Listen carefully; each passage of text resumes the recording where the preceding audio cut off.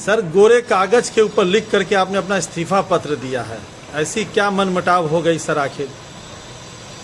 मैं विगत कई वर्षों से विकासशील इंसान पार्टी के साथ तन मन धन सच्चाई मेहनत सबके साथ मैं पार्टी में लगा हुआ था। दरभंगा शहरी विधानसभा क्षेत्र से मैं चुनाव की तैयारी में लगा था। वीआईपी पार्टी के जो भी पदाधिकारी वर्कर सब हमको उसमें मदद कर रहे हैं, लेकिन जब दरभंगा शहरी विधानसभा का सीट मुकेश सहनी जी के खाते में आया, उन्होंने उस सीट को अपने जाति के लोगों में देने का काम किया। तो जब उनकी पार्टी केवल मल्लाहों की पार्टी है, तो हम लोगों का उस पार्टी में क्या काम? इसलिए मैंने अपने पद से एवं प्राथमिक सदस्यता से भी इस्तीफा दे दिया। क्या उनसे जब आप सालों से उनके साथ जुड़े थे, काम कर रहे थे, तो उन्होंने कभी कहा था आपको कि हाँ पदरी जी, आप दरभंगा शहर से अगर हमको सीट मिला महागठबंधन में, गठबंधन की सीट पे, तो आपको दावेदार देंगे? वो तो 16 अक्टूबर तक हमें सारा पेपर तैयार करने के लिए पेपर तक तैयार करवा दिए, एनआर कटवा दिए, जो भी रिसीट वगैरह था सब कटा करके, फॉर्म निकलवा के, फॉर्म भरवा करके सब कुछ रेडी करवा के बोले रखिए, मैं आता हूँ सिंबल लेते। और बिना लाज और शर्म के उन्होंने हमें सुबह सुबह फ़ोन करके जगाया और हमें कहा कि मैं ये टिकट उमेश सहनी को दे रहा हूँ। तो वैसे लोगों के साथ जो केवल झूठ बोलने का काम करते हैं, वैसे लोगों के शीर्ष नेता के साथ रह करके क्या फ़ायदा है?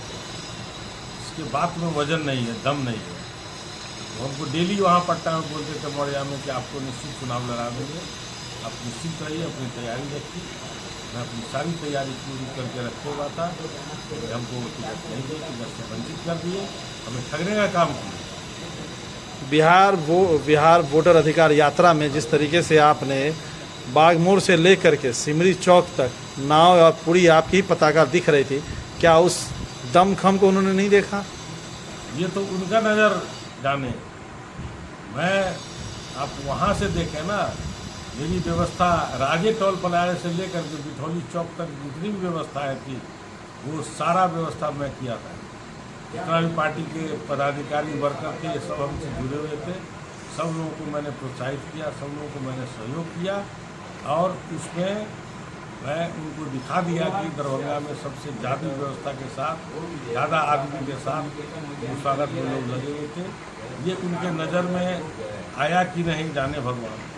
बदल जी, एक सवाल पूछेंगे खास है, क्या लगता है कि इस बार बिहार का जो तमाम गठबंधन है, महागठबंधन है, जो वोट से टिकट शेयरिंग हुई असाधारण हुई, फैसले भी असाधारण हुए, तो सरकार भी इसी तरीके से असाधारण बनेगी, टिकाऊ सरकार नहीं बनेगी? जो स्थिति है उसमें तो ये कहना बहुत ही मुश्किल है। असाधारण है, बोलिए। हाँ, तेजस्वी जी आने वाले हैं, ये तो शायद लोग सपना देख रहे हैं। क्योंकि पिछले बार चिराग पासवान जी अलग थे, इसीलिए इनको इतना सीट आ गया था, नहीं तो अब कहाँ। ये तो क्लियर दर्शाता है कि एनडीए की सरकार पुनः बनी। पूरे जिले में वीआईपी, पूरे जिले में चर्चा है कि वीआईपी को आप ही पूरे जिले में अभी एक तरह से उमेश सहनी को सीट दे दिया गया, कहाँ कमी है? कमी तो ये जो है सो पार्टी के जो संस्थापक है मुकेश सहनी, उनमें ना ये कमी है। मैं पढ़ा लिखा व्यक्ति हूँ, इंजीनियर हूँ, और हमारे ऐसे व्यक्ति को जो मैं तन मन धन समर्पित कर उनके साथ था, तो ये उनमें कमी है ना कि हमारी तैयारी को नज़रअंदाज करते हुए उमेश सहनी ऐसे एक अदना व्यक्ति को चुनाव लड़ा रहा है। क्या हमारी जाति के लोग हैं, उनको अपने जाति के लोग को जब आगे कर रहे हैं, उनके लिए संगठन बनाया है, तो फिर हम लोगों को बता दिए कि आप लोग हमारे यहाँ रह के क्या कीजिएगा हमारी पार्टी में। इसलिए मैंने पूर्ण रूप से इस्तीफा दे दिया। तो यानी एक बात मान लिया जाए कि बिहार में हमेशा जाति पे ही वोट होगी और जाति की ही राजनीति होगी, चाहे वो कोई भी पार्टी हो। एक जाति से उनका कुछ होने वाला है। जो स्थिति हुई, जिसका नतीजा हुआ, तेजस्वी यादव जी उनको लील डाउन करा करके तब कुछ सीट दी है, वो भी जो हारने वाला सीट है वही दरभंगा में जो इनको 3 सीट मिला है, वो थोड़ा ही जीत पाएंगे, सवाल ही नहीं उठता है। इसी के लिए क्या मुकेश सहनी खुद ना खड़ा हो गया, भाई को खड़ा कर दिया? हाँ, वो तो डर गए, क्योंकि मैंने उनको आश्वासन दिया था कि हम दरभंगा से लड़ेंगे तो आपको बिरौल में भी 4-5 हज़ार वोट दिलवाएंगे अपने सुजाती से। तब वो हिम्मत किए थे लड़ने के लिए, हमको टिकट नहीं दिए तो चुपचाप अपना वापस ले लिए नाम और भाई को वहाँ लड़ा, जिसकी हार निश्चित है। अब आगे क्या करिएगा? राजनीति सफर खत्म या कुछ और नहीं, नया? नहीं, और आगे फिर देखेंगे, जैसा समय आएगा उस हिसाब से फिर राजनीतिक सफर को आगे बढ़ाएंगे। क्या लगता है दोबारा आप राजद में जाइए? नहीं, ऐसा कुछ अभी निर्णय नहीं लिया है, सोच रहे हैं कुछ करेंगे। ठीक है। वायरल होने के बाद कोई फ़ोन कॉल मुकेश सहनी का या उमेश सहनी जी का जो यहाँ से दावेदारी कर रहे हैं? नहीं, उन लोगों का फ़ोन नहीं आया है। विनोद बम्फर जी जो जिलाध्यक्ष हैं उनका फ़ोन आया था, थोड़ा सा अफसोस व्यक्त कर रहे थे कि आपके ऐसे आदमी को चले जाने से दरभंगा का संगठन कमज़ोर जर्जर हो जाएगा। हम कब जो हो, जब हम वहाँ से निकल चुके हैं तब उसके संगठन से हमें क्या लेना देना है। अब फिर हम अपनी, अगर मुकेश सहनी जी खुद आ जाए यहाँ पे आपको मान मलाप करे, कोई फर्क नहीं पड़ता है। जैसे दरभंगा से भी भाजपा के कई वैसे भी सुनने में आया था कार्यकर्ता खड़े थे, अनार कटा रहे थे, लेकिन सबको गले जाके मिला।